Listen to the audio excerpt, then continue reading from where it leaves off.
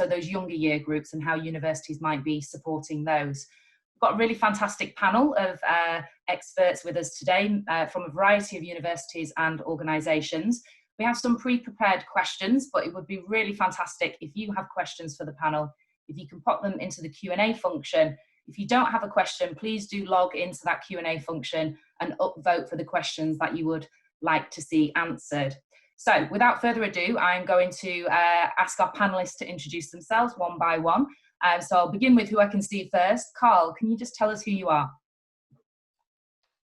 Sure thing. Hi, Anne-Marie.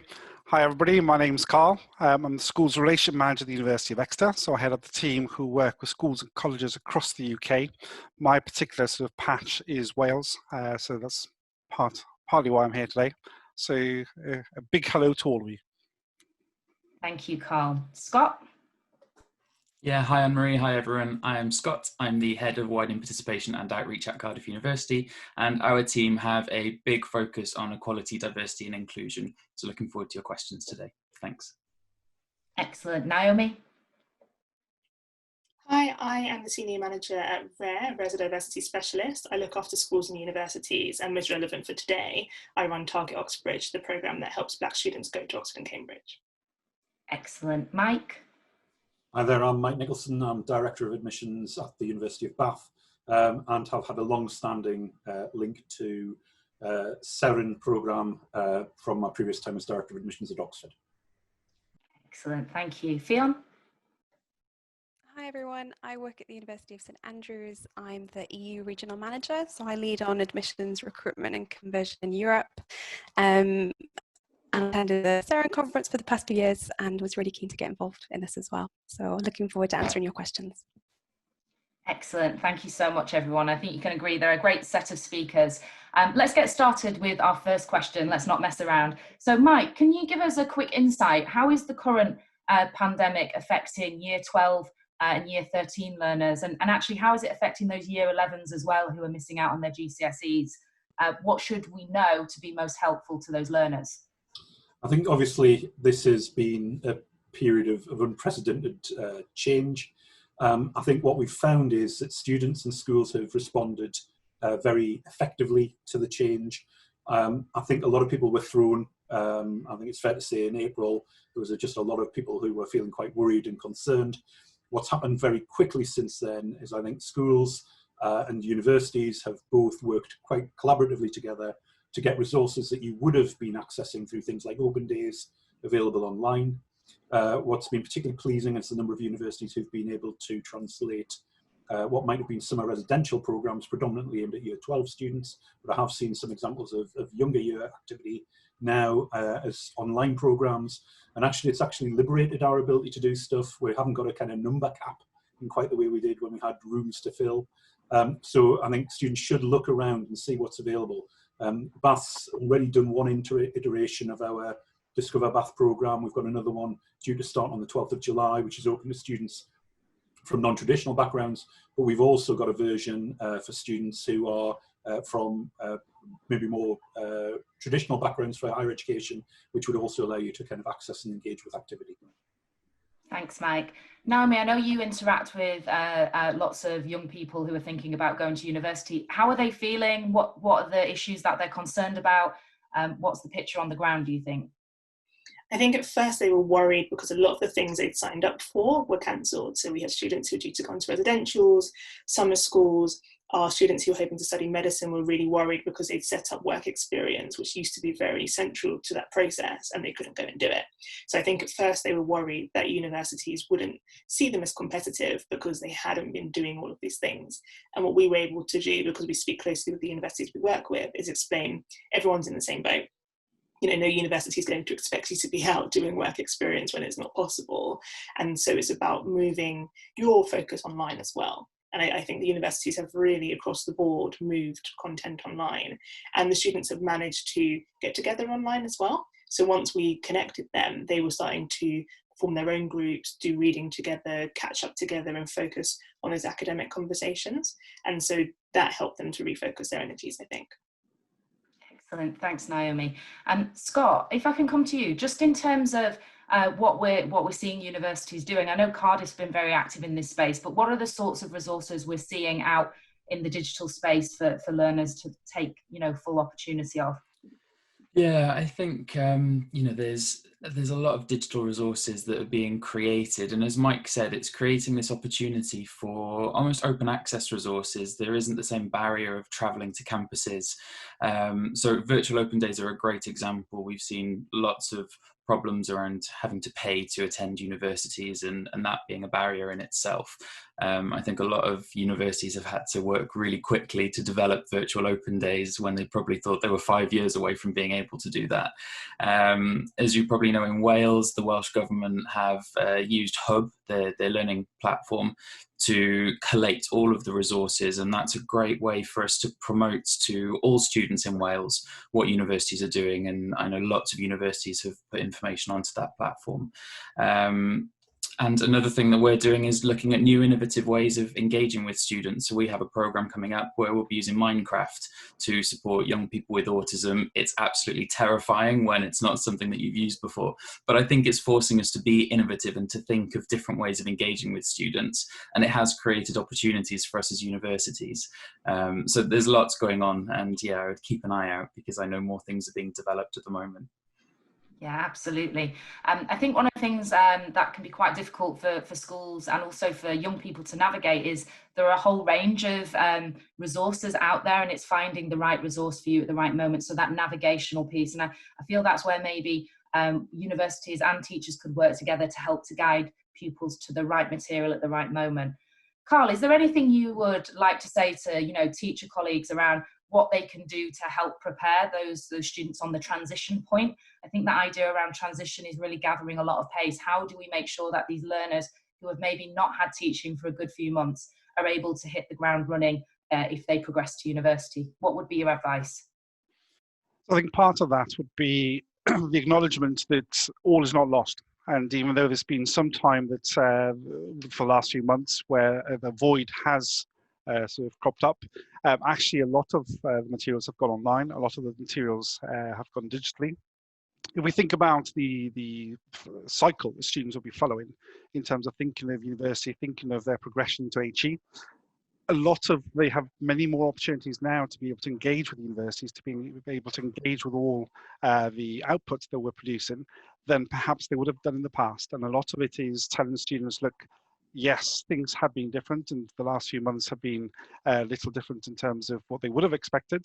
But instead, there's a lot of output that enables them to be able to do thorough research into progression routes, whether that is looking at HE programs, whether that's looking at degree apprenticeship opportunities. They have loads of opportunities there to be able to engage with universities to make that informed choice. And certainly for one of the things we're very mindful of, and I'm sure it's shared across the sector, is for the current year 12 students, what are they missing out on? And what is it that they think, hang on a second, there's a big void here. I've missed out on my UCAS exhibitions. I've missed out on open days. Well, not all of that is lost. They have different opportunities to be able to engage with that. For the current year 13s, there is a little bit of a unsettledness there in terms of the last bit of the year 13 has been lost, and their sense of possibly identity in the community within the school or college, because they've just been left from March, April. When I say just been left, that's not quite true, but the end to the year hasn't gone as they would have expected. A lot of it is continue to engage with materials. Many universities have a lot of materials online that they can continue to engage with in terms of the transitional piece between where they were to where they're going to be in September, both on the academic front. So keep on engaging with academic literature, keep on engaging and generating that passion for that subject. And then it's also on the social side, that transition, what is university going to be like? What does that look like? So it's also engaging with university platforms and all sorts of other spheres to be able to put all those pieces of the jigsaw together, so when September comes, it's not a massive integration into a new sort of world. Yeah, absolutely, some great advice there. I think from my perspective, we've seen great uptake of our YouTube videos that are freely available, mini tutorials, so you can experience university style learning. So you can look to the universities, but you can also look to those third sector organisations, including Naomi's organisation, RARE.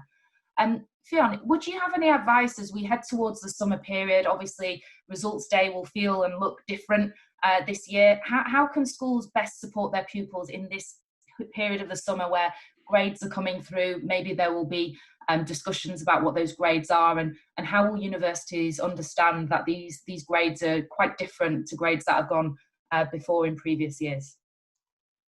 Yeah, so that's a really good question. And the first thing I'd say is just keep in touch.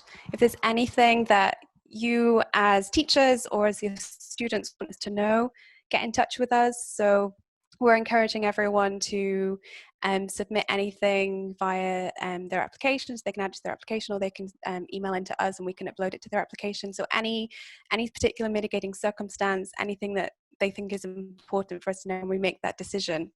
Also, all is not lost. Don't worry if you've slightly missed your grade on results day. A lot of universities will still be considering those applicants and those kind of near misses. And so again, get in touch with us, submit any information that you think is important for us to consider when we're assessing those applications. What happens is if there are a number of places remaining, we will still consider those who've got kind of near misses. So we'll still look at those.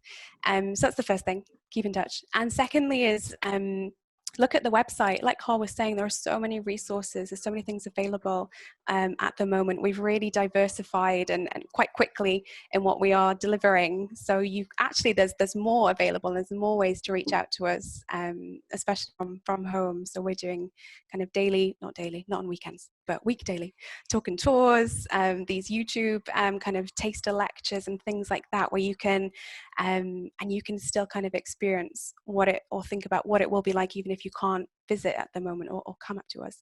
So those are the main things. Don't feel like you're alone. Kind of reach out and yeah, just let us know everything that you think is important. Yeah, absolutely.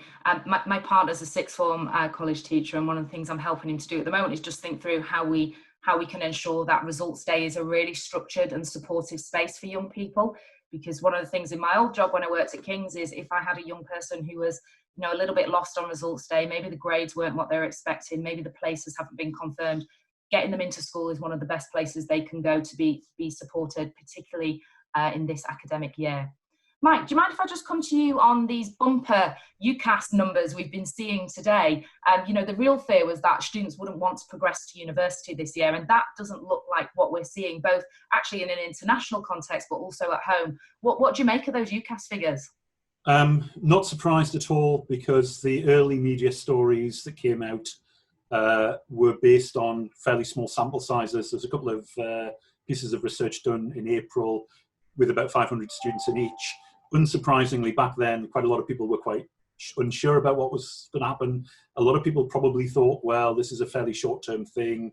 This time next year, it'll all be fine again. I think we're kind of begun to accept that the world has changed quite a lot.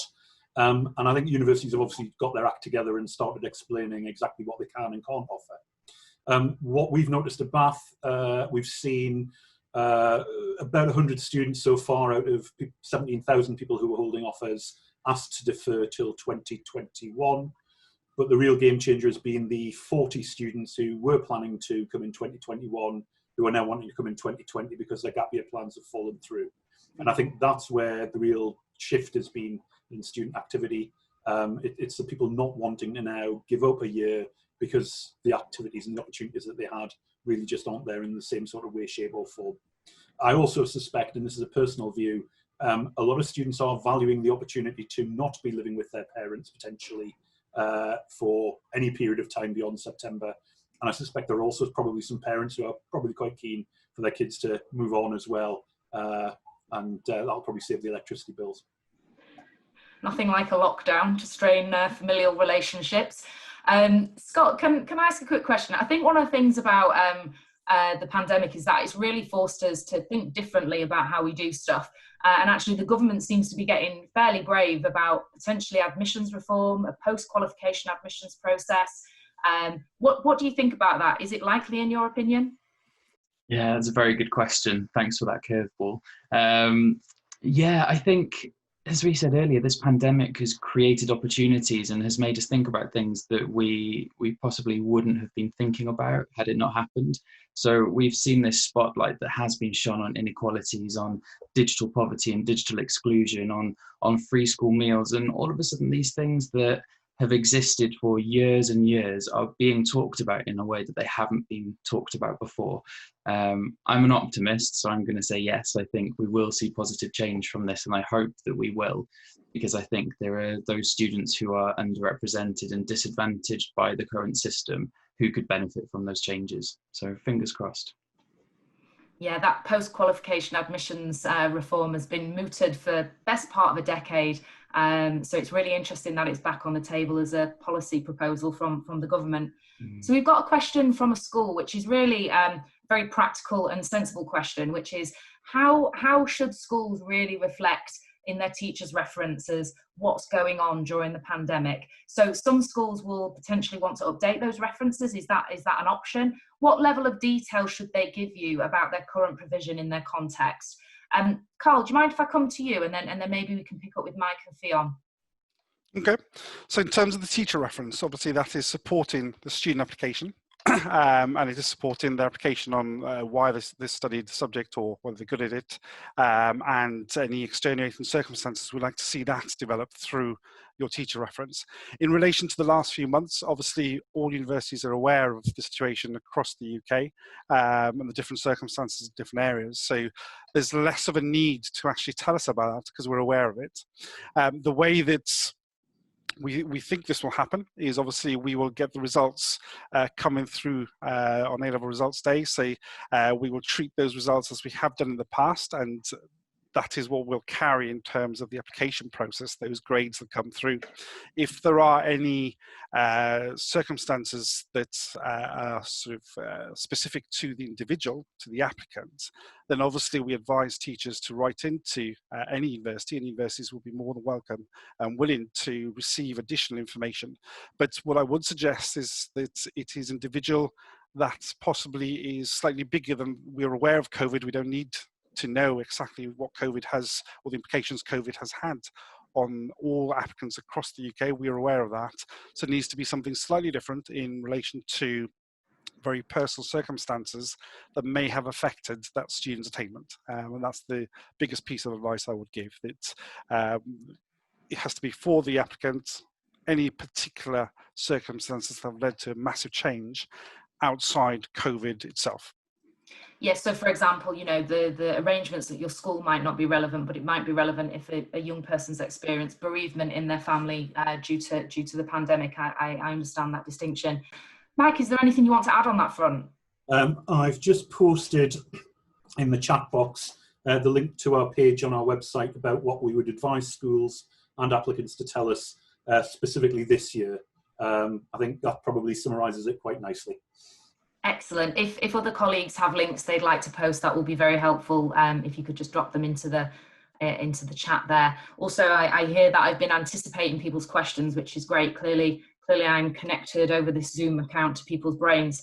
I'm going to ask a question which is about this summer period. So for our Year 12 students, now is the moment where they're really starting to get into those UCAS applications. You know, for the students who are applying to Oxbridge, maybe really competitive courses like medicine, this is the moment where they're crafting those UCAS applications. How can we keep the Year 12s on track over the next couple of months so that they're ready for that early deadline? So I'm going to go to Scott first, and maybe Scott, if you could talk a little bit about those maybe medical dentistry type students, and then I'll come to Naomi for Oxbridge.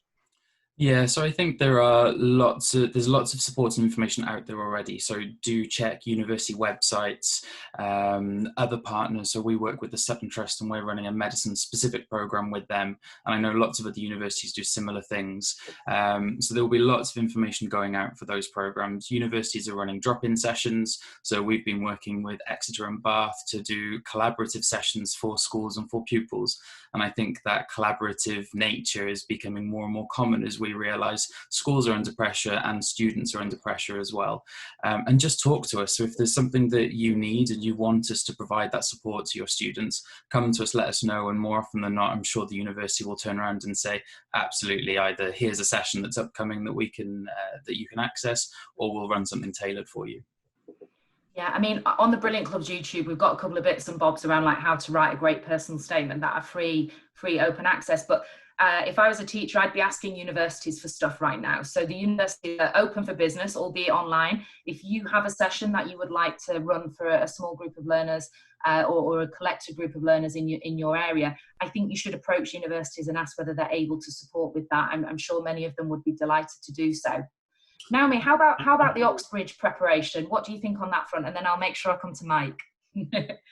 We put out the Target Oxbridge podcast in April. We've been working on it, but we accelerated it because we realised there was not as much happening in person. And so that's talked through some of the key tips, and it speaks with students, because I think there's also the inspiration point. So hearing from people who've been through that journey and maybe didn't find it, easy or, really, really straightforward, but managed it anyway. And so we've got 5 episodes that provide tips on how to go through that process, and students talking about it, and that's accessible to anybody from any background. I think it's also about reading and developing that passion. There's not a particular thing you must read or a particular problem you must solve, but you must be doing something. And so I think Oxford and Cambridge have podcasts, they have their own YouTube channels, they have quite a lot of materials, and students don't always realise it's out there. So the podcast talks through where you can find that stuff, and we just recommend going online, looking through that and finding something that you do enjoy doing it, and also recording what you're doing. So if you want to talk about it in your personal statement, don't watch it and assume you'll remember in a few months. Take a note and write down what you found interesting and why, and then see if those things start linking up, and you'll start to figure out what your interest is. And for medics, the Royal College of GPs have actually put out something called Observe GP. It's an online work experience, basically, which takes people through reflection. So we've been telling our students to do that because they were crestfallen that they couldn't do the work experience. And so I think they've been finding that really helpful and interactive. And I'll post those in the chat as well. Yeah, absolutely. That's great tips there, Naomi, that reflective learning log. So I know we've got a question that's just popped in. We're out of time. It's really a question about indicating specific learning disabilities on applications due to poor previous experience. I hope you don't mind if I just dispatch that one, folks. Universities... Sorry, Greg. You've got another 5 minutes. Okay, great, excellent. I don't have to dispatch that question then. I'm going to go to Mike so he can answer that one. So should students be concerned about disclosing those sorts of conditions, Mike, and asking for support? Absolutely not. We obviously have an opportunity for students to declare that on their application. I know that applicants and their parents are often very worried about any declaration about mental health issues or disability because they're concerned it's going to prejudice the application. For starters, by declaring it, it actually gives you legal protection because universities are monitored on the way that we engage with students through the admissions process, and if there's a declared disability, that's one of the areas that we'll be kind of monitored on. More importantly, there are elements of the application process which might require us to make reasonable adjustment. So if you've got to do an admissions test or there's an interview, we'd need to set that up and make sure that we are supporting you. And if you haven't told us about the need for us to do something differently, you won't get any reasonable adjustments made. And you could obviously complain afterwards, but surely it's better if we can get that right from the start. The final thing I would say is it can often take a while for resources to be put in place. And if we don't know until the day you arrive that you need particular facilities or access to particular resources, then it's going to take a bit longer for us to kind of be ready to be able to support you. One thing that people often don't realise, once we've given you an offer, we can't take it off you unless you either fail to get the grades we've asked for or you've lied to us. At that point, tell us about any disability or mental health condition, because at least that gives us 4 or 5 months to work with you rather than finding out on the day that you turn up. Yeah, I always say to young people, it's never too late to disclose. And the other thing I always used to say to applicants is to just give them the numbers about how many people are disclosing, because it is incredibly common nowadays. It's not a rare thing for someone to say, I need some support in this area or that when they're progressing to university. Okay, we've got a few moments left. There's a question from Asha to Naomi. Can the year 10s and 11s access the GP online work experience programme with the Royal College of GPs? I will double check and get back to you in the chat. I'm not sure. I've been giving it mainly to year 12s, but I think it might be more suitable for that age group. I'm sure they can take a look. It's mainly video, but I'll double check and I'll put something in the chat. Yeah, absolutely. Is there anything that our panellists have not managed to say that they would like to contribute? Anne-Marie, I've posted in the chat some guidance that's come out from the Medical Schools Council on alternatives to work experience. Obviously, a lot of universities might ask for that, and the Medical Schools Council have come up with some really good guidance on other things you can do. It's often about developing skills rather than worrying about the fact you've shot it to a consultant or whatever. Yeah, excellent. Carl, Scott, Fiona, is there anything you would like to add? Maybe just some reassurance that universities understand that there's been a lot of disruption at the moment, and understandably there will be a lot of anxiety for students who are preparing for university, but we know that and we're putting things in place to make sure those students are supported throughout the transition in their first year. Yeah, absolutely. Okay, one last question from John, targeted for Naomi. In terms of the Oxbridge programme that you run, Naomi, and I know you were the founder of, which is amazing to have you with us, how have you raised awareness of that, and how can teachers help to refer students to target Oxbridge as well? We grew it really organically, and so most students come to us through word of mouth. I get students who join us and their parents say we've been waiting since they were 12 because, you know, an auntie told us. So that's been great. I think it's good when parents and teachers share. Sometimes schools come to us and join our mailing list. I think any schools that are interested in sharing our opportunities, they can just email us. I will drop an email into the chat if anyone wants to get in contact, and we can pop you on the mailing list whenever anything opens, either Oxbridge or work experience focus. We can send it out. Excellent. Yeah, it's a really fantastic programme, very, very successful at helping students from Black heritage backgrounds progress to Oxford and Cambridge. Okay, folks, I'm going to draw us to a close right on time, so Greg will be very happy with me. I hope you have a productive rest of the day. It's been really great to gather together our panellists, and thank you from all attendees for your candid and helpful responses. I'll hand back to Greg.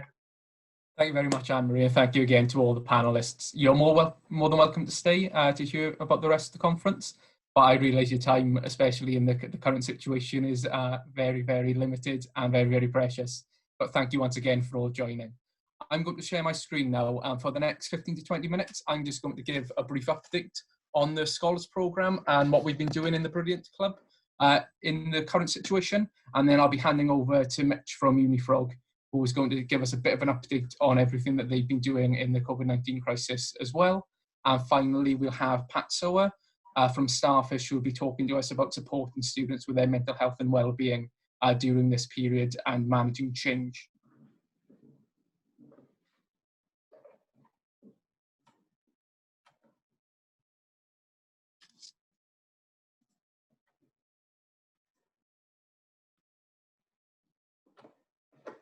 Super. So as I said already, I'm going to do my very best to get through quite a lot of information in quite a short period of time. So I've got 15 key points I'd like to cover with you in around 15 minutes. My name's Greg Scannell, if you weren't here right at the start of the call, and I'm the National Manager for Wales with the charity The Brilliant Club. So our mission as a charity is we're trying to increase the number of young people from underrepresented backgrounds going on to highly selective universities across the UK. And the way we do this is we believe university PhD researchers are uniquely placed to help in this mission, and we place them to work with schools and colleges across the country. The reason we exist as a charity is because there's a stark difference, a lottery of life, on your likelihood of getting into university. If you're from one of the most advantaged postcodes in the UK, you've got a 1 in 4 chance of getting to a Department for Education top 3rd university, whereas if you're from one of the bottom postcodes, then that means you've only got a 1 in 50 chance, and this is completely unfair. So we think our researchers, by placing them to work with small groups of learners in your settings, in your schools, in your colleges, it helps them to develop the skills, the knowledge and the aspirations they need to go on and be successful and reach these universities in the future.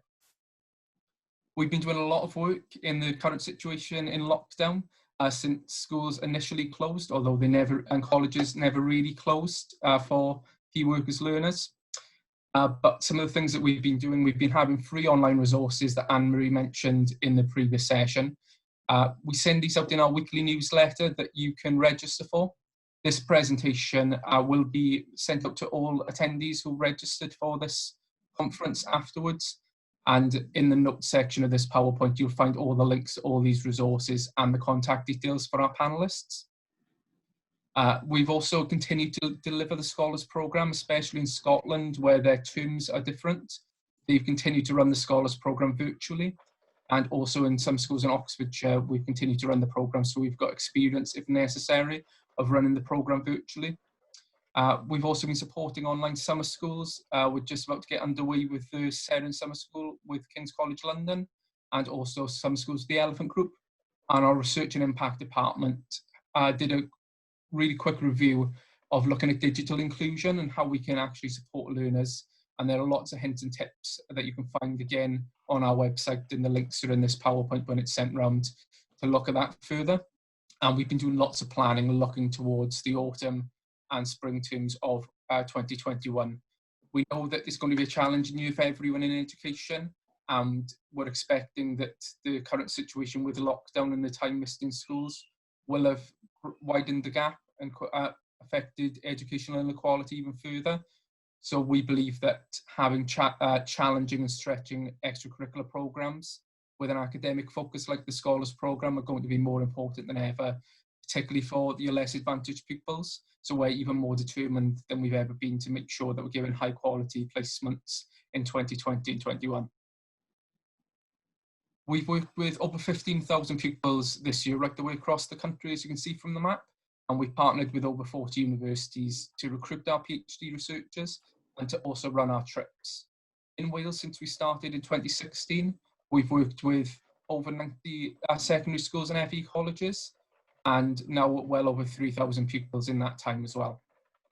As I mentioned already, the three key themes of the Scholars Programme, sorry, my PowerPoint was running away with me then, are to develop this academic skills that young people need to be able to progress to higher education, the specific subject knowledge that gives them a point of difference by working with that researcher, and also then the ambition and the confidence to go on and be successful at university in the future. And as I've said before too, we work with PhD researchers for a number of different reasons, because they are subject experts in their particular field. They're passionate about their area of expertise, and they're fantastic communicators and act as great models for the young people in your settings, the learners in your schools and in your colleges too. So it's a university-style module. It's based on their current area of research, or if they're a postdoctoral candidate, what they've completed their PhD in. So your 12 learners you'd identify from your setting would become an expert by working with that researcher. They'd be one of a few people in the country who have actually studied that particular subject area. There's also a lot of independent study that underpins the programme, where they'd go away and they'd be supported using our virtual learning environment to do that. And the programme will then culminate in a university-style final assignment, where they would be working as if they are an undergraduate with a challenging piece of work, of which they gain feedback upon. So here's a snapshot of what the programme looks like in action. It's split into three key parts. There are 7 tutorials with a PhD researcher, 5 of which would be in a small group on a basis of 1 to 6, and 2 of them would be 1-to-1 tutorials to get feedback on a draft assignment and the final assignment. The second element of the programme is that feedback, and then the final element is bookending the actual content with the PhD researcher. They would have a launch trip at university and a graduation trip at a different university, and normally we try to give them slightly different experiences. So they might visit a collegiate environment like Oxford or Cambridge to launch, and they might visit a more city-based university like Cardiff or Bristol to graduate, or maybe a campus-based university like Exeter or Bath. All the subjects are supercurricular, so it's supercurricular and university-style learning in 2 ways. As I mentioned, the 1-to-6 ratio, working in these small groups, so young people get used to learning as if they are at a highly selective top university in the country. Also, the subject is something that they wouldn't have necessarily come across as part of their school. Oh, excuse me, sorry about that. So the final assignment itself, this varies for different year groups. So when we're working with FE college students and sixth formers, it's a 2,500 word assignment, and it is pitched as if they are a first year undergraduate, and all final assignments are marked using university classification. So they would get a first, a 2-1, a 2-2, according to their achievements. For younger pupils, when we work with year 9 and 10 learners, that's a 2,000 word essay or equivalent problem set. And again, it would be marked according to university classifications. And when we work with younger pupils in year 7 and 8 in the summer term or primary school, learners in year 4, 5 and 6, that would be either a 1,000 or a 1,500 word essay. As my colleagues voiceover was starting to say then, they get one-to-one feedback based on that draft version of the assignment, and then for formative feedback to improve upon, and then for a summative feedback session at the end of the programme. There we go. In terms of the university experience, I said the bookend the programme. So we give a thorough induction. So on this day, they would have campus tours with current undergraduates and an opportunity to ask any questions they have about that institution. They'd hear from members of staff like we had on our panel, who would tell them about all the wonderful clubs and societies, the courses you can study, all the things that they might need to know tailored to their key stage. We'd also be running a study skill session out to Brilliant Club to prepare them to do their very best on the programme. And on their launch trip, they'd have their first tutorial, so their first piece of learning in the university environment. And at the end of the programme, on their graduation trip, they'd have a graduation ceremony to celebrate their achievements. As a charity, we're really focused on showing our impact. So we produce for all our school and college partners at the end of a placement a thorough impact report that outlines the attainment of pupils from their baseline assignment as their first homework, right the way through to that challenging final piece of work. The deeper learning skills they've developed are using a pre-programme survey and a post-programme survey, looking how their self-efficacy, their confidence, their motivation has moved forward, and also how they progressed in terms of their university and subject knowledge.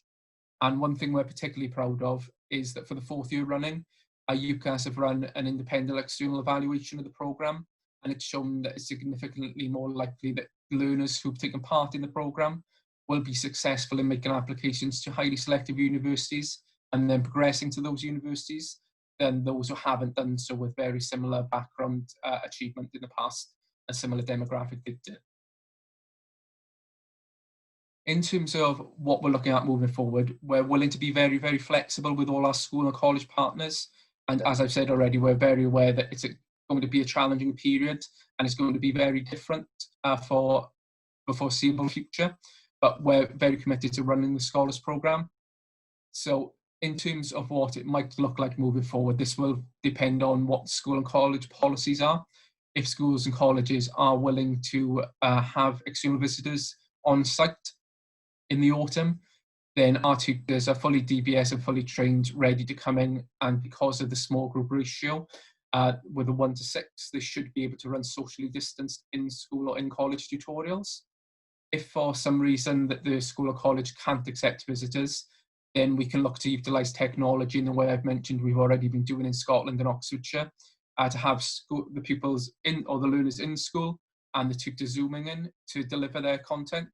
Or if the learners can't be in school either or in college either, then we could go completely virtually with everyone doing that on such a platform as well. For the autumn, we won't be running any university launch trips because of social distancing, and many university partners are unable to welcome the undergraduate learners back or accept any external visitors.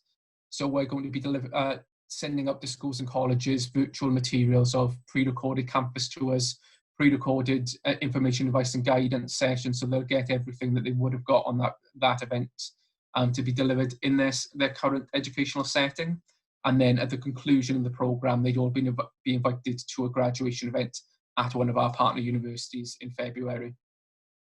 And we can take a blended approach, so depending if schools and colleges were to have to close or anything that might happen along the way there, we can utilise technology to make sure the placement would run as effectively as possible too.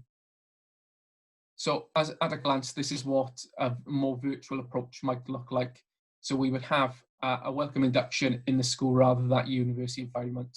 And then throughout the programme, we'd give the functions of that trip where they'd get their information, advice and guidance about university and their study skills filtered in through the virtual learning environment that sits alongside the normal in-person tutorials that would be delivered as well.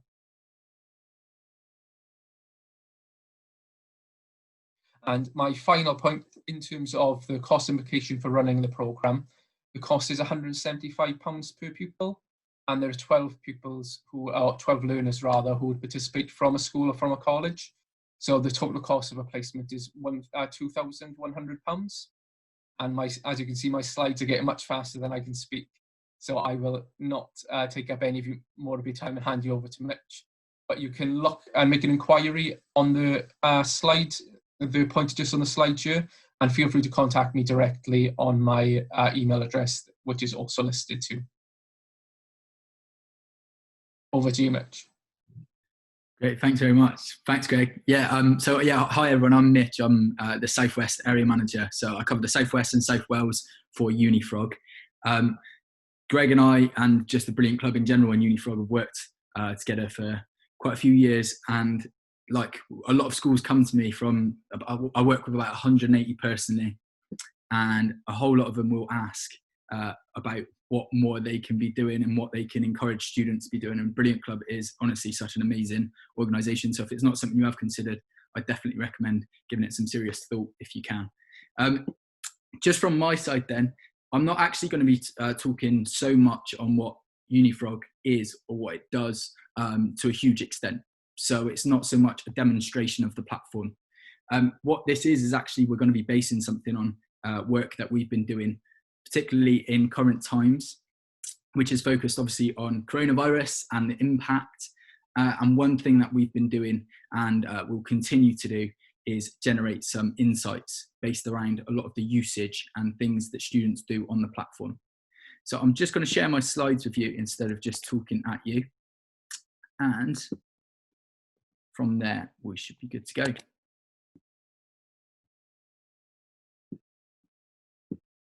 Brilliant. So I'm hoping everyone can see my slides. But essentially, right from the start then, this is actually our most recent insight report. We've called it COVID-19 Impact, quite on topic. But I guess the whole feel of it, the idea of it is essentially we're trying to see what effect on research, on trends, on just anything that students put through an online platform like Unifrog. What's the differences and what's changed since things have happened? So since obviously the pandemic took place. So first off, just to give you a little bit of background, Unifrog as a platform. So just in case you don't know what Unifrog is, obviously I know I work with so many of you as partner schools and colleges, or I might have even met with you separately anyway. But just for the ones that don't know, Unifrog is a platform focused around careers and destinations. So it's a platform used by over 2,000 schools and colleges across the UK.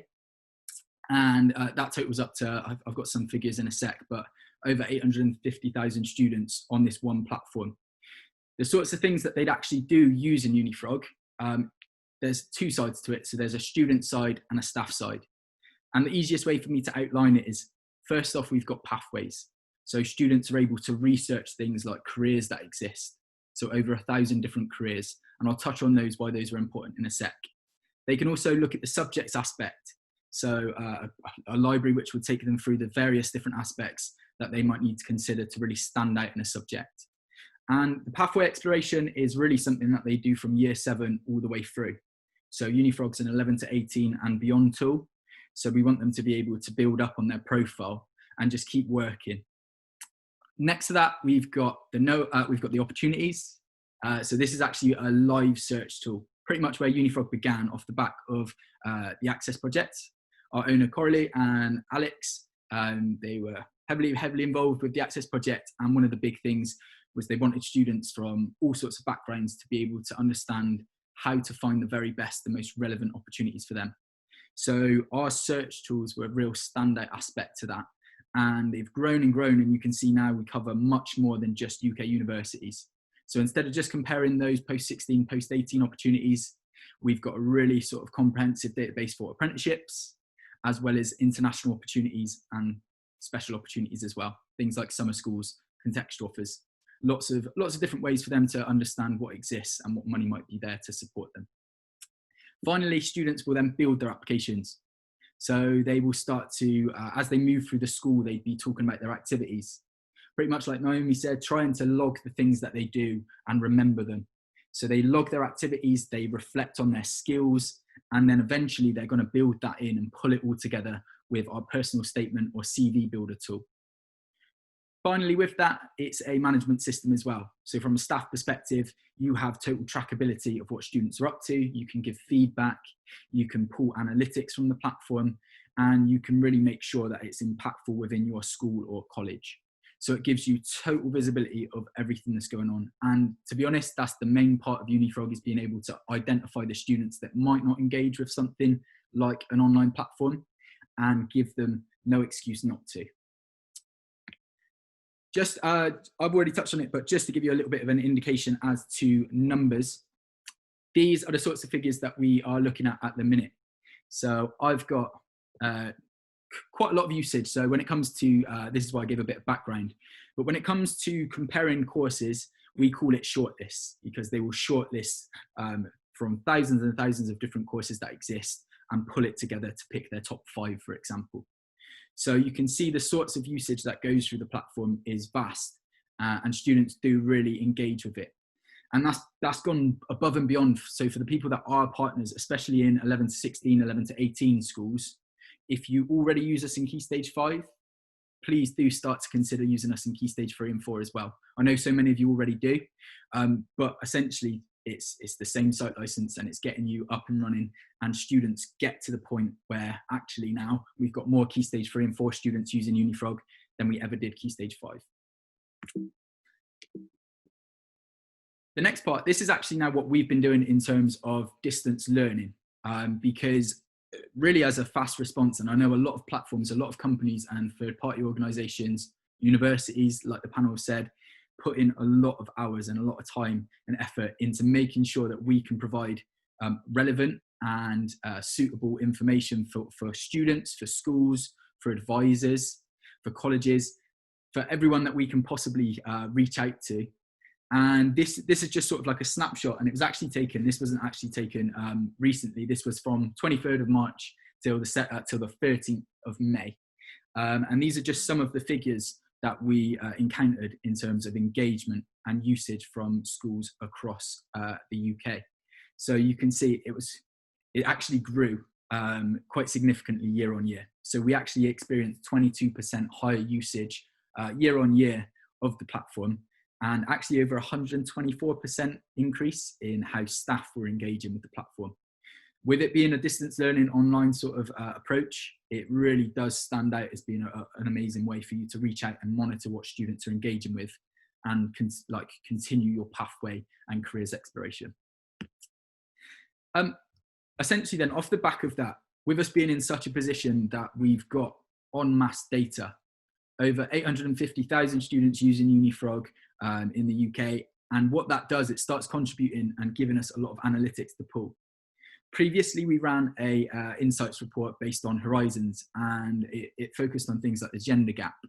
It might have looked at different backgrounds or apprenticeship uptake compared to university and international and so on. This time, we actually focused more so on the impact of coronavirus. So essentially, within the first 6 weeks, what we did, we took a sample of 750,000 students and the ways in which they actually use the platform. Off the back of that, then, we also put a survey out on the platform. So students were able to access from home a survey, and we had 2,500 results come back from that as well. Part of that was actually starting to look at the different things that they research and starting to get their opinions on things as well. And the two things I'm going to concentrate on today are actually the next step aspects. So what effect does it have on their decision-making processes, the careers they're looking at, but also on the second part of this, it will be well-being as well, which was a big part of the survey that we sent out. Just to begin then, just on this slide, essentially, we've actually seen a drop, despite actually seeing a huge increase in the number of students using the platform. There's been a drop in shortlists. So on those opportunity search tools, we've actually seen the biggest drop in UK universities. So you can see minus 49% on that one. And this is just in that 6-week period compared to last year. With apprenticeships as well, it was a huge one. And finally, Mooks is actually the success story. So with Mooks, it's been a really, really positive success story. And obviously these massive open online courses have been high flying with a lot of students. and we've seen 106% more shortlists year on year. So huge figures, and it does go into it, and I'll show you that in a sec. Just in terms of how that actually looks for university, these are the numbers of shortlists in that period between 16th of March and 26th of April.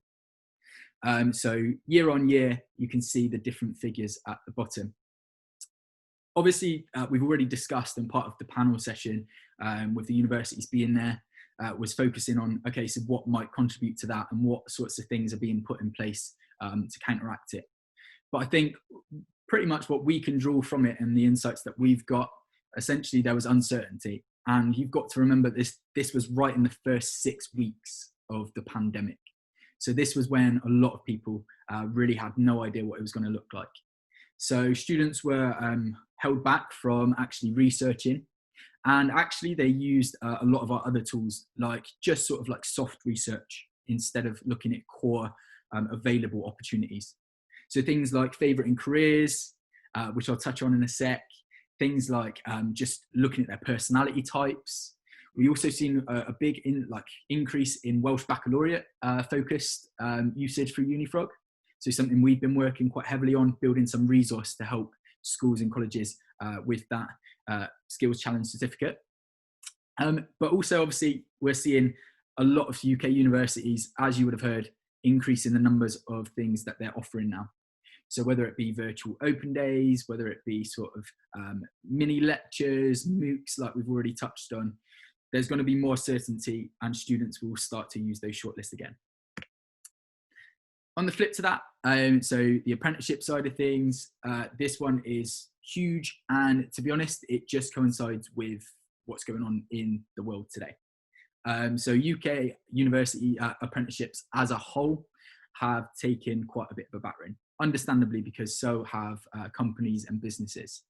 So from an ex-apprentice's point of view, it's a really sad thing to see, but it's obviously part of parcel with what's going on.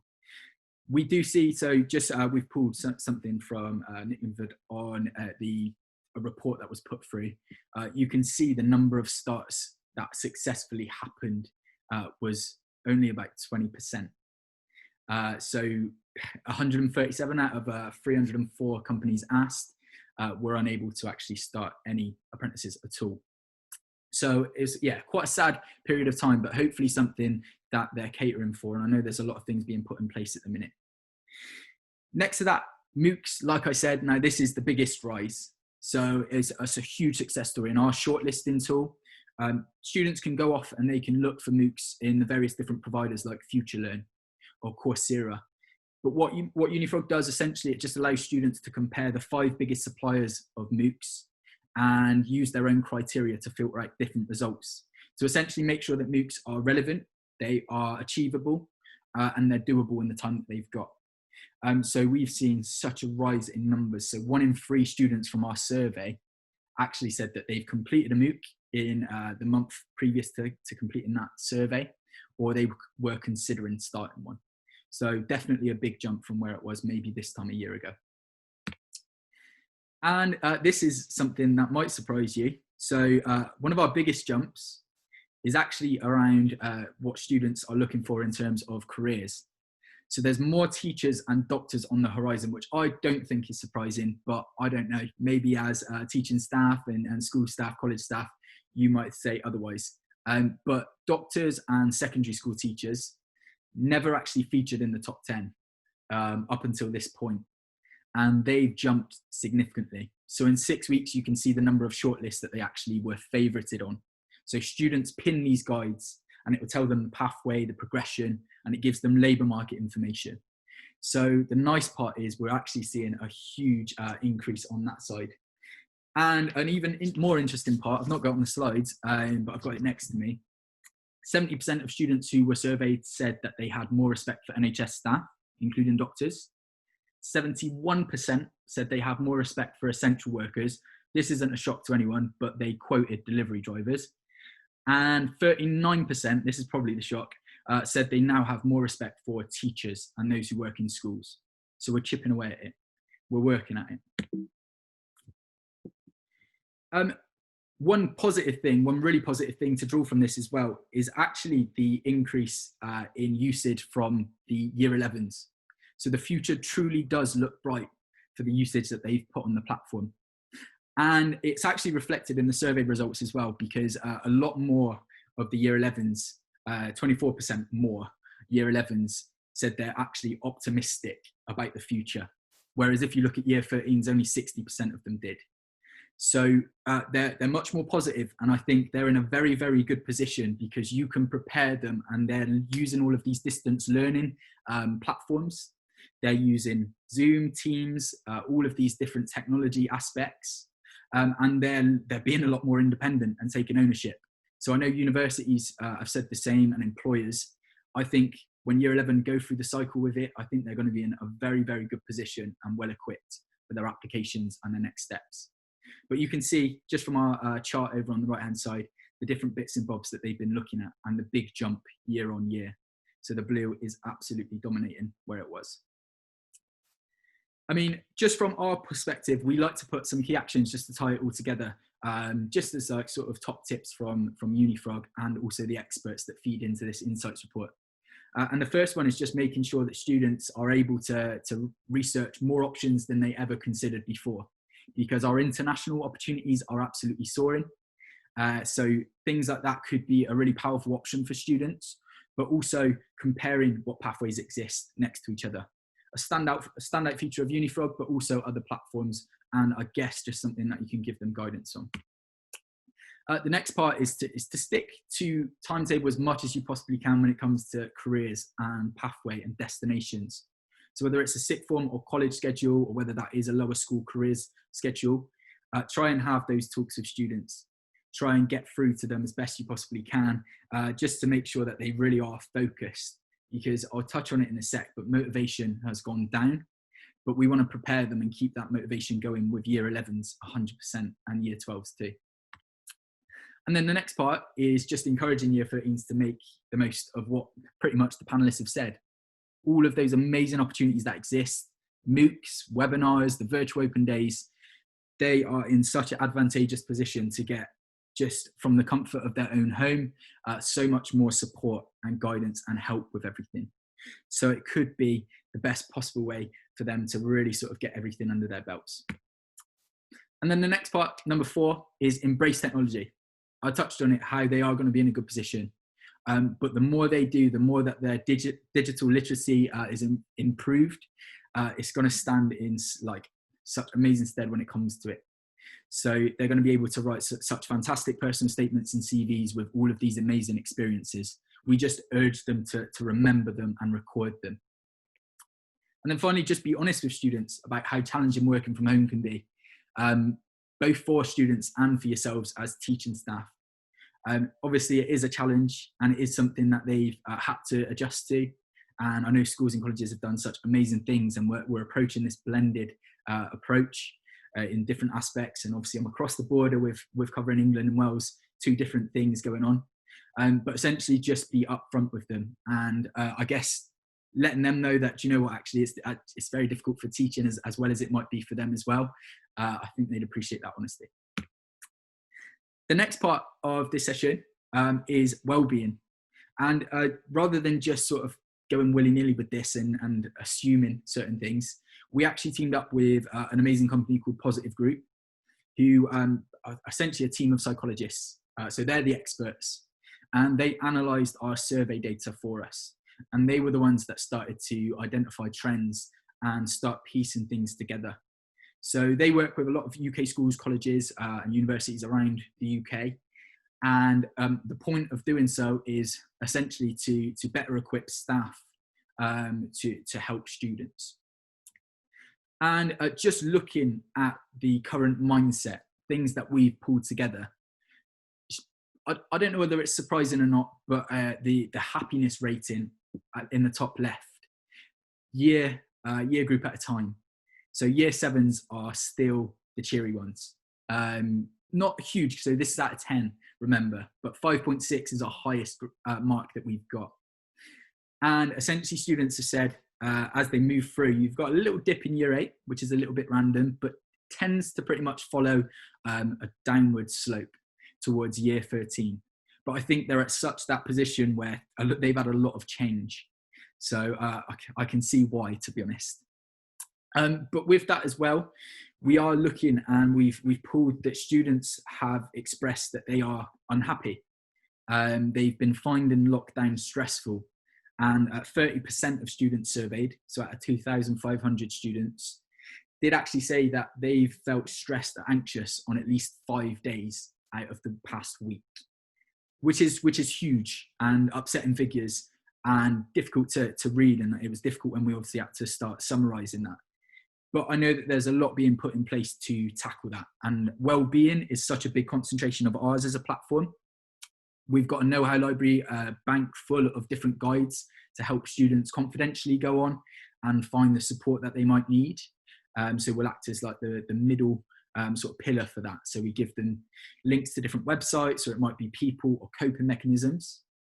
But also we've got teaching resources, some being distance learning, some being classroom. So you can have that blended approach as well to basically help students either cope with change, or it might just be adjusting with things at home, all sorts of different resources built for teachers ready to go. One positive part to pull from it is we still have 70% of students optimistic for the future. And that's much higher, so 84% like we touched on for year 11s. So 70% average across all year groups isn't that bad. But obviously we want to push that as high as possible. And the only other notable thing, I won't touch on the gender gap too much, but we do actually have girls are expressing that lower happiness by a whole point on average, so out of 10, than boys. So the average is actually 5 out of 10 people. So essentially, we are looking at different things that are affecting these factors. So factors that are feeding into their well-being and their the welfare that they're looking for. And that's one thing that we've put into our university search tool, as well as the apprenticeship side. We want students to actually have a rank to be able to sort universities by their welfare rating. We want to be able to allow students to look if certain apprenticeship providers are disability confident. So we're trying to add a lot more into well-being so that students feel truly supported and they feel like it's a normal thing, like the panel did say, to actually express and declare certain things with it. And just actually looking at different factors then. So the effect from COVID on motivation, we've seen a 49% decrease. So students have said they feel not as motivated as they did previously. So there's a 49% drop on that. 19% did say that they've got more motivation. Maybe they're really good at taking ownership and just getting on with it at home, maybe without distraction of a class, or maybe they just like learning singularly on their own. But then concentration was actually huge. So in terms of actually concentrating on their work whilst at home, 66% of them say that decreased. Whether that be, I don't know, whatever factors, I'm sure you can imagine Fortnite, Call of Duty, or it could be friends or social media, which I'll touch on. Loads of different things feed into that. But you can see obviously quite a notable and sizable drop in the motivation and concentration from students. Positive Group actually put together a couple of things for us to take away from that. And essentially there's two sides of factors that feed into it. So we've got protective factors, things which students use as coping mechanisms, things that they rely on. And on the flip to that, we've got a risk factor as well. I've split it only into one slide, but our insights report, I'll give you the link for it. It goes into real depth on this. But in terms of student optimism and getting support from teachers, that is one of the biggest factors in terms of protection. So support from teaching staff and staff across a school or college, it actually contributes significantly, as you can see from this chart, to students' levels of optimism. Like massive, massive difference on that. So students that felt they had a really good level of support from staff members at schools or colleges were 80% more positive. So they were 80% of them were optimistic about the future. Whereas the ones that didn't feel they had as much support, only 44% of them felt optimistic. So quite big old difference in those two figures. And another thing of it, another contributing factor is exercise. surprisingly, we actually had 1 in 3 students surveyed said that they were exercising every single day. Obviously, that would count as all different things, and exercise could cover so many different avenues. But the nice part of that is it's very apparent the difference that exercise has, because the students that were exercising every day, their average out of 10 in terms of happiness rating was 5.3, whereas the ones that weren't exercising at all, right at the bottom of the scale at 4.2. So that's one of the most obvious, and I know it's quite a standard thing. In a way, exercise is amazing for you, but it's a huge thing for well-being at the minute. So encouraging them to do that would be the best thing possible.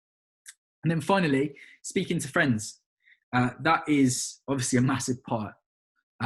Allowing students to speak with their friends and encouraging it. But there is a sweet spot with it. So of the students that actually said that they were feeling lonely, the proportion of them that were actually staying in touch with their friends as much as they like, there's a big difference on that.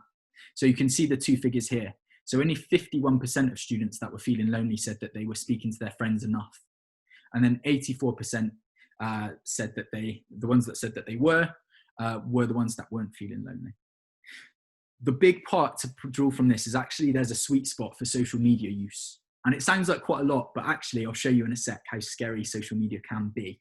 But 3 to 6 hours of social media usage per day is the optimum amount based on our survey results for students to stay in touch with their friends. So a big thing to pull from that as well is to try and push them away from any more than 6. And that's pretty much covered on the risk factor then. I won't go into huge depth on this because of the time, but like social media can be a really powerful tool and keep them in touch and help their well-being, but it just needs to be done tastefully and in moderation. So you can see the differences. This is what students have actually said in the red. So 7% of students were spending more than 10 hours a day on social media, which is scary. And we encouraged them to check their usage on their mobile phone so it was accurate. Then you look as it draws back, 44% were at that 3 to 6 mark. And essentially that is actually where if you look at the table at the bottom, the chart at the bottom, you can actually see when we're looking at how much time students are actually reporting being stressed or anxious on 5 or more days over the past week, you can see the different levels. And the ones that are spending 10 hours or more a day are almost at 50%. So it's quite scary figures.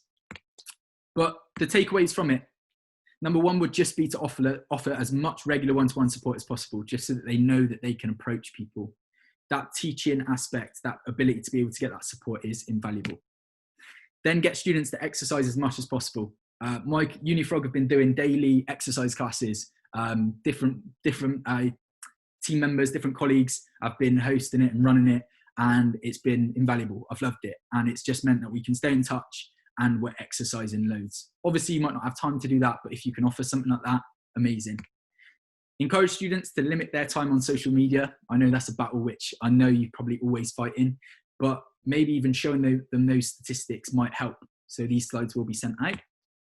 Making sure students actually feel comfortable about talking about their emotional health.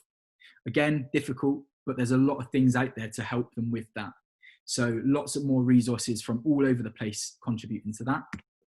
And then you're important as well. And the biggest thing that positive group take away from it is make sure that you're as happy as you possibly can be, to then essentially be able to give that support to other people. So take care of yourselves, take care of your psychological health, and put yourself right at the front to then be able to help other people as well. Brilliant. So if anyone wanted to get further insights, we are actually running a monthly email now, which is brand new, and you can sign up to it by going to unifrog.org/insights. This report will actually exist on there, plus previous reports as well, but that's all accessible by anyone at all. So unifrog.org/insights.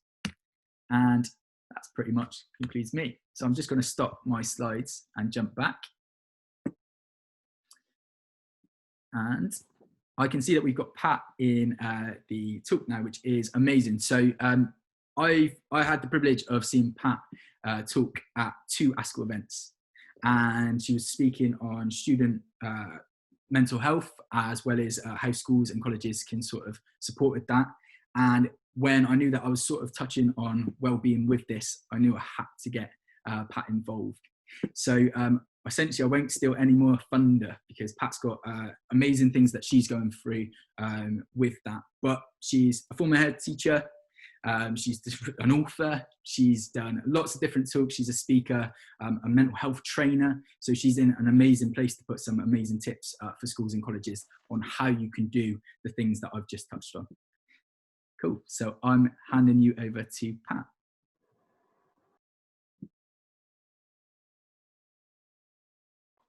Really hard to find my video button that keeps pinging off. There we go. Hello, everybody. And I need to be able to share my video. So I'm just going to ask you, Mitch, if you can talk me through that on your particular screen. Here we go. You click on share screen at the bottom. I'm in. Amazing. Slideshow from beginning. No, from end. Slideshow from beginning.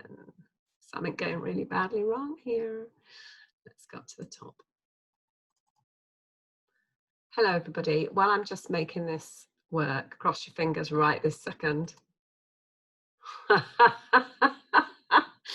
Okay, you're going to get to see all the slides at once. Can you see my screen, Mitch? All good, yeah. Yeah, it won't go on to slideshow, but I think we'll survive. So I would like to introduce myself to everybody, as Mitch just really oversold me. I'm a former head teacher, primary level, but since in the last 2 years I've been working with mainly secondary schools, talking about mental health and well-being. And that's partly because of my personal story, which I share a little bit with you here. And I've become a conference keynote as a result of it. So I talk a lot about the importance of well-being and educating the whole child in my work. And as a result of that, also have started to realise that my unique gift is to understand how to talk about some of the things people find really tricky, whether that's bereavement, change, trauma, working out what to do with the difficult parts of the day.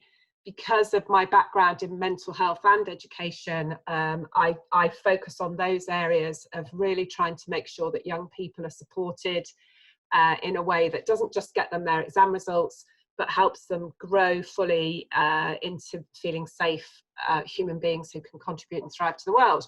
And I'm really grateful, Mitch, for you putting me in the talk, although I'm not quite so grateful for my PowerPoint going wrong. So I'm going to try again. No, it's really not liking that. If I've got any techies in the room, tell Mitch on the chat and he'll tell me. I tell you what might be good. I think if you click share screen, and then it might actually let you do a by presentation instead of screen one. So click share screen. Yeah, if you click share screen, then it should give you a couple of options of which screen to share.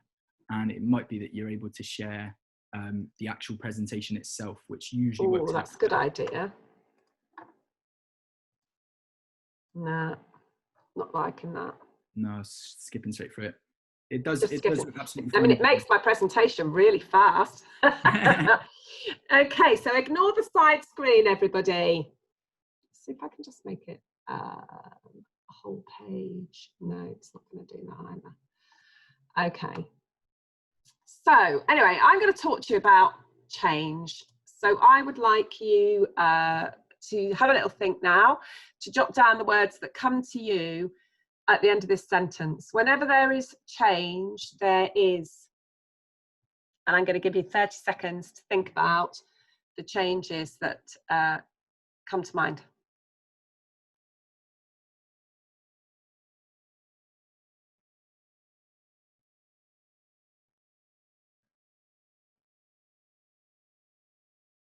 Okay, so while you've been thinking, I'm hoping that we've got a range of answers, and it might be things like, wherever there's change, there's opportunity, there's excitement, there's new things to learn.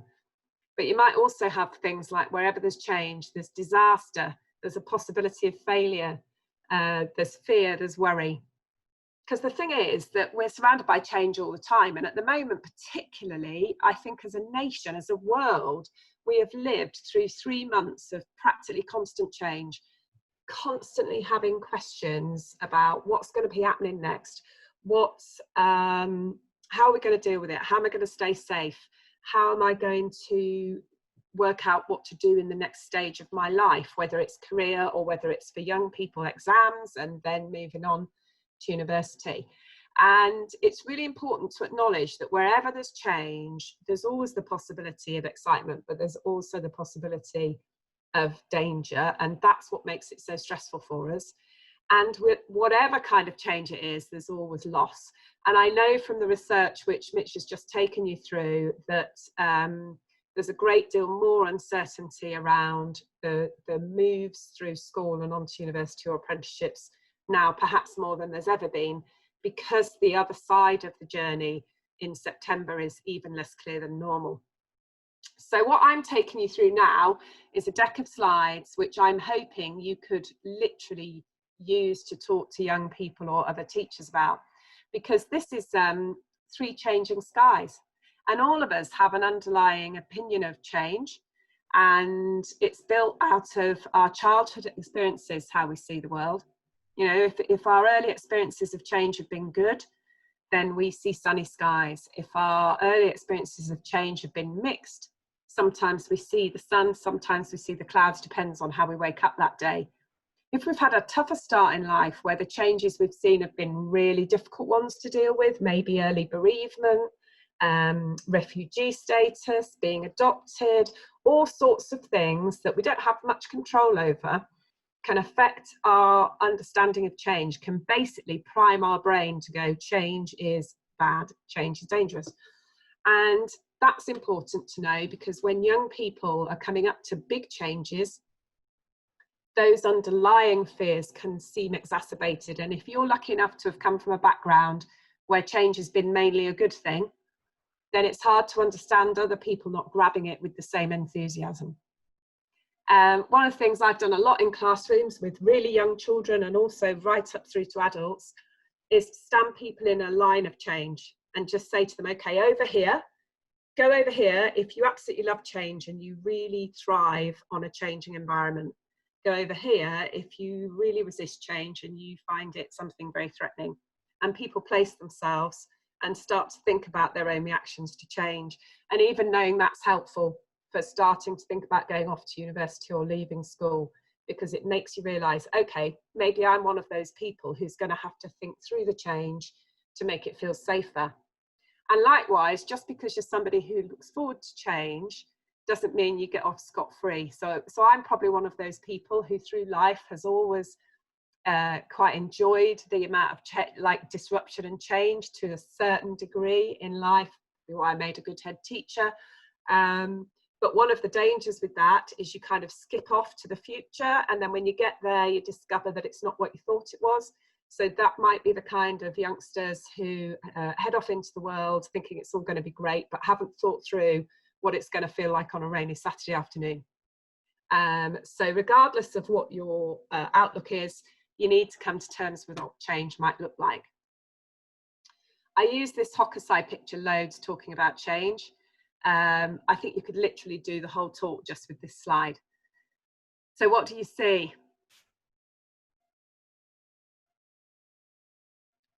And I'm leaving you to think about that for a minute. The way I talk about this picture with change is to let people tell me what they've seen. And it allows you to start exploring the metaphors. There's loads of them. But for instance, you can take it as a metaphor for the whole of life, where you're in the choppy water sometimes you're on dry ground. The wave is so massive, it looks like it might overwhelm the boat in the foreground. But there's another boat in the background, maybe that's bringing some help. And in fact, the wave is so big that it looks like it's threatening to overwhelm Mount Fuji, the beautiful big mountain in the background. And that's another metaphor for change, because sometimes when you've got crisis happening, it can feel so overwhelming that you can't see the future. And I think that's a really good analogy for maybe how some of the students are feeling right now in the research that Unifrog have done in terms of motivation and uncertainty about the future, because the crisis that's come on with the lockdown and the pandemic has maybe meant that they can't see the longer term horizon because it's being hidden by the current crisis. And the other thing that's really important in this picture is to notice the boats, because the boats have people in them, so you've got a team around you to help, the teacher's part of that team, and also in your boat you can have your resources. And so that's where I see the metaphor for resilience, for skills and knowledge. And so we might not be able to control the waves, but we can control how much we learn to steer the boat, how much we learn the resourcefulness to help each other, how much we prepare before we go on the water. So the analogy is absolutely, for me, works really well as a way to open a conversation with young people. And I think there's an old fisherman's saying that I've just remembered as I'm talking, which is that fine weather never made a fair sailor. You know, you have to face some choppy water in life to develop the skills. So this picture here for me is a really good way of thinking about the impact of change, trying to make people prepare for change as a skill. One of the things with change is that it always comes with risk and it always comes with reward, and you never know how that's going to work out before it starts. If you did, it would be easy.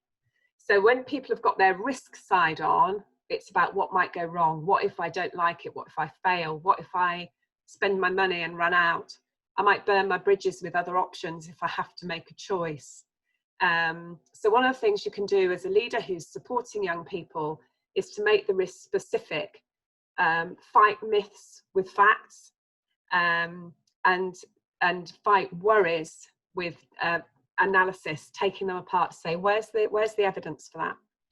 And when we're looking at social media, one of the problems with it is that we don't stop to fact check.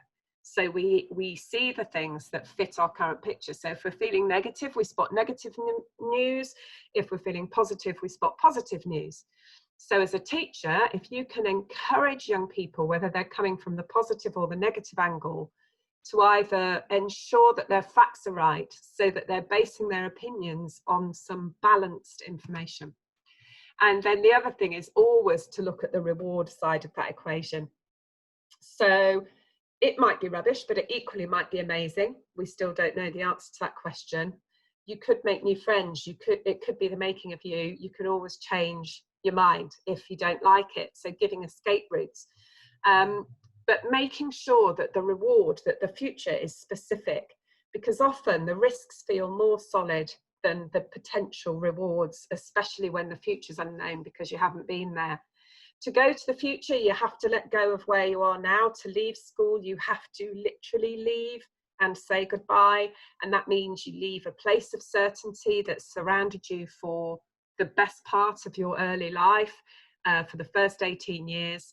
And so to take the step out into a much wider world does require leaving behind some certainty. And so as a leader, if you're aware of that, if you're a teacher, you can talk to young people and acknowledge the difference. Don't diminish it, don't say it doesn't matter, but do talk about the upsides as well as the downsides so that you're balancing the risk. How do we reduce the risk of fear and fear of change? The most common way of reducing that fear is to make the future more concrete. And I'm really fascinated by early explorers who headed off into the world with very little understanding of what they might find. And this is an early map of one of the very early explorers to show that picture. And what they did is they took with them the skills and knowledge that they could gather, however scant that was, but they also took their own resources and their toolkits, so that instead of saying we know everything before we go, they say we'll take everything we think we need, and after that we're going to trust that we will find the resources when we get there. And of course they've mapped the world for us, which makes travel a much safer thing now. But individually, we have to face all sorts of unknown travel and journeys when we head on from one place to the next, from one job to the next, from school to the next stage. And so this is about building a vivid picture of the future. And that's where all the work that Unifrog do, the universities, the apprenticeship sites, talking about the concrete realities of what it's like, sharing experiences from people who did it in the last couple of years, so that you've got stories of what that's like as a process to bring it to life. And then that got me thinking, well, what role do we play? And I remember doing abseiling as a leadership training course many, many years ago. And it was on my list of things I never wanted to do in life, the opposite of the bucket list. And I distinctly remember that the first and most difficult thing was the step backwards off the edge of the cliff, right at this point, when you have to lean backwards into the rope. And it got me thinking about the role of teachers in this relationship of change with young people, that really our job is to be the person on the other end of the guide rope, because the young person's the one who's taking the risk. They're the ones who are feeling the change. You'll say goodbye to them, and that'll be a change for you too, but another year group will come along. So you're in a sort of known framework, whereas they're moving off into new space. So the job of you as a guide is to create enough trust and relationship that young person can lean backwards on the slope, can make the move to university, and you hold that guide rope when you're abseiling until the person touches the ground at the bottom. And in this case, that's the point when they're away from school come September, off doing the next thing. So I came up with loads of possible roles. And it's interesting when I did this, because I was thinking of how many different teachers I came across in my own career and in my own early years, all of whom played different roles. Some of them gave me a boost of confidence when I needed it. Some of them told me stories about their own journeys once they got out of school, whether that was going off and starting businesses, going to university, taking an apprenticeship in local factories, in my case, where I lived. Sharing your own experience, but also being a fact finder. We know more of our way around the world, so helping young people find information. Being an idea maker, helping to galvanise new ideas for what to do. I think in particular in the current climate, flexibility is absolutely key. So this idea of having a picture of the future, but recognising it might need to change, so we don't get too wedded to it. And then creating moments, so marking the end of school is just as important a part of moving on to the next piece as creating the picture of the future is, because it's what allows us to let go a little bit of our current picture. I also think it's really important to create a link back from the past, particularly this year when the future is perhaps a little more uncertain than normal. Creating a safe place to return to. School will still be here. Send us a postcard. Tell us what it's like when you get there. Come back and see us at Christmas.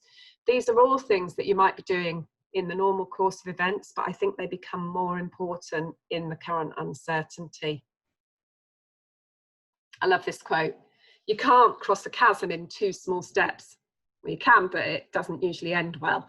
And so this is about saying, no, don't be afraid to take a big step. That's, you know, life lived fully is a life with challenge in it. But what we can do as teachers is help prepare, practice, rehearse what we're going to do and say as we move into the next phase, so that you're building bridges between our current world and the world young people are moving to. So it is about waving them off, but we're going to wave them off with some skills. We're going to wave them off with knowledge that they can come back if they need to, and also having thought through what some of the risks are or what they're worried about, so that actually you can reduce the number of unknowns that are there. And that should make the leap possible, because there is always a leap. At some point you have to say, yes, I will move off this safe feeling lily pad and I will jump to the next one. Maybe we're there to give a little gentle nudge and wave from the side, but more importantly, in practical terms, it's about filling knowledge gaps, myths and worries with facts and realities and backup plans, so that we bridge the gap between the two. And the other thing I wanted to really highlight here, and this very much comes to my personal experience, is that it's really, really important to remember that change is much harder for some people than others. And I've put the mobile there because you can imagine if you poked one of those fish on there, what would happen? Well, the rest of them would shake. So now's the time to be thinking about the people who might need extra support. because there's lots and lots of research that shows times of transition, times of change are the times where people become more vulnerable, because your certainty gets stripped away. So if you're somebody who's lost a lot of people to bereavement, lots of family members or friends, if you've had a harder start in life, maybe you have an emerging mental illness that hasn't been caught yet. Something like 75% of mental illnesses occur before the age of 18, but don't get diagnosed until the mid-20s. And so have a look around and think about the young people who might need some extra support, because change can make people more vulnerable to resisting the change and kicking off in all sorts of different ways to try and make it not happen, and also more vulnerable in terms of their mental health. And it'd be totally remiss of me not to say that. It's well known that the suicide risk of young people is heightened at times of change. So through sixth form and moving into the early years of university. So as teachers, as educators, part of our job is to talk about those risks as well. We can't make somebody poorly by talking about illness, but acknowledging that if you need support, making sure that you talk early about things like wellbeing programs, so that young people take it for granted that they go and seek help. And as an ambassador for Papyrus, which is the Young People's Prevention of Young Suicide charity, I would also say make sure everybody's got that phone number tucked in their pocket, because it is literally a lifesaver. And the phone number's there for their Hope line. And please make a note of that slide if you don't make a note of any of the others, because it's so important that young people know early that if you're feeling desperate and you feel like you don't know how to get through the day to get to tomorrow, there are people out there who can help. And that's what Papyrus's job is to do. And we ask a tremendous amount of our young people when they leave school. They're in a really tight community relationship, and we ask them to leap straight out of that into a new setting where they have to rebuild literally from scratch. So it's important to send them off with some information as they go. The reason I've put this screen with all these pictures on it is because I saw a mind-blowing film recently on Netflix called Magnetic, and it's all about people who take part in dangerous sports, and it's skiing and paragliding and big wave surfing and all of that kind of stuff. But what was really interesting about it is they take risks that most of us would not find enjoyable to take in our everyday life, but the way they plan for them is what's useful to us in this context. Because for most of us, leaving school and going to university is a big thing. It feels like a big, scary adventure, just like catching big waves does to big wave surfers. But the way we can help young people feel safer in that situation is to do exactly what these elite sports people do, which is to plan and to mitigate as much risk as possible by learning about it and having the tools. So in practical terms, that means really helping them prepare, sharing this knowledge, these insights on change, helping people scenario plan. Don't talk about dropping out, talk about resetting goals and adjusting plans. There's not many adults I know who haven't had to reverse out of a cul-de-sac from a decision they've made. But the really important thing is to acknowledge it happens instead of pretending it's a total disaster, because it happens to all of us all the time. Answer questions, get people ready to be flexible. Often when we're frightened of change, we become more inflexible. So encourage, build in the patterns of change. And then this positive picture of the future by finding the facts. And don't forget to mark the ending together in whatever way you're going to do that. I'm sure you're onto that already. And then the second side of the slide about staying in touch. So listening, tell me a bit more about what's going on for you. What are you worried about? What are you feeling about it all? How can I help is probably the most useful question. And then legitimize the concerns. So I've heard quite a lot of people say to me, oh yeah, everybody's really worried because of COVID.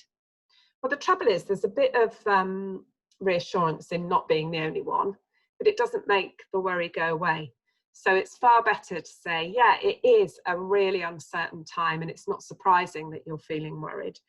What specifically is it you're worried about, and what can I do to help you either mitigate that risk or accept it? Accept that, yes, it does feel that way, And if I still feel like that after I've been there 3 weeks, I'm gonna speak to someone about it. Remember what it was like when you went on to university or left school to go and start work. Don't drone on about it.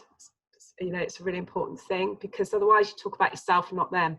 But you can tap back into the feeling of how enormous that was, how enormous it is at the time to be leaving your safe place and going off somewhere else. And then I think particularly important this year is this idea of staying in touch.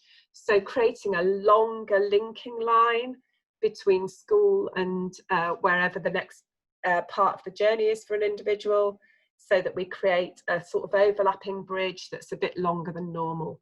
So maybe sending a postcard in the summer or emails from school to wish them luck, giving people the option to come back and write to the new year 13s about what it's like when they've got there, so that that connecting link is maybe just a little bit longer than it might normally be. If you run out of other things to do, noticing how somebody is and listening is probably the most important thing. And I always try to talk about listening with your heart.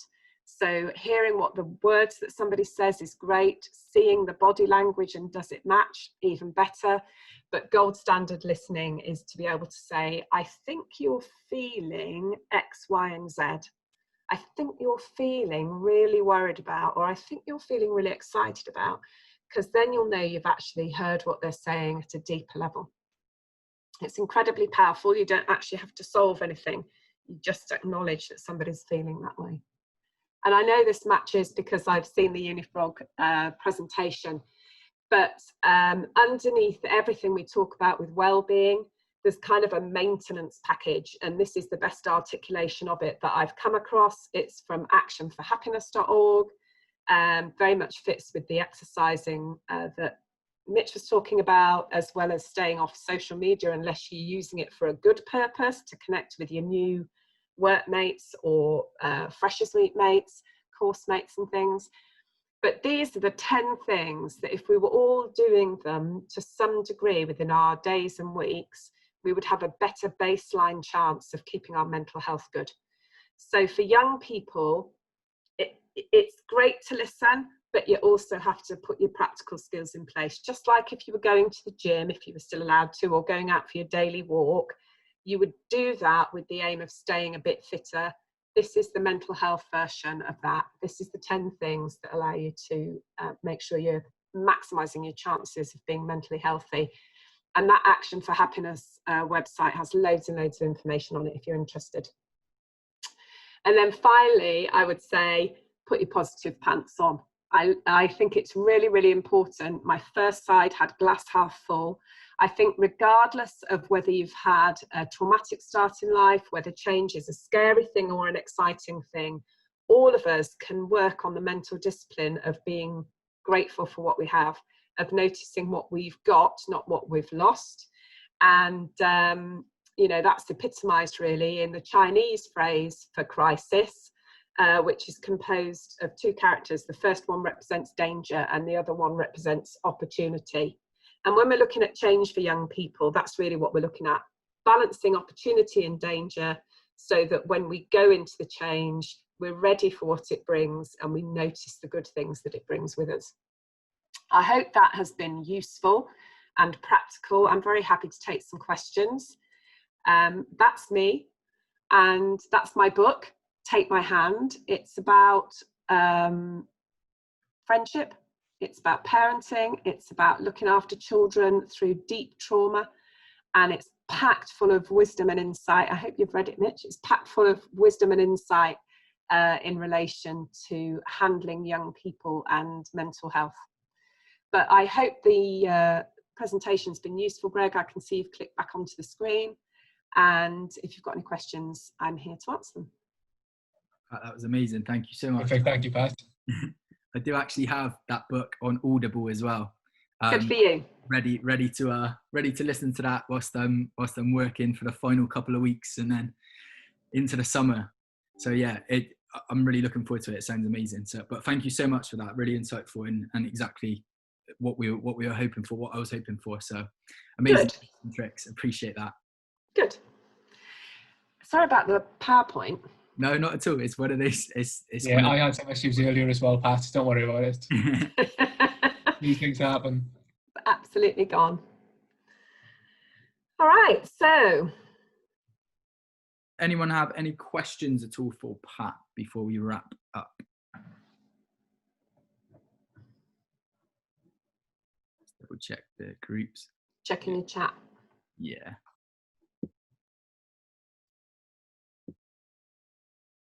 I think it looks like everyone's probably all next steps and well-being out by the signs of things. So I think they've had their fair share today.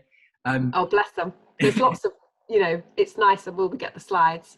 Yes. You're very welcome to have a copy of the slides if it's helpful. Yeah, one question, Pat. Are you happy for me to share a recording of this? Yeah. Perfect. Yeah. So even though it's a non-proper PowerPoint, you may share it. Yeah, I don't know what was going on there at all, but I appreciate you persevering with it. But yeah, we'll definitely get a whip around email after this just to say, here's everything you need, all the resource you need, and the link to the video as well. So we'll make sure that Unifrog hosts that, and I know the Brilliant Club are going to put that on their YouTube as well.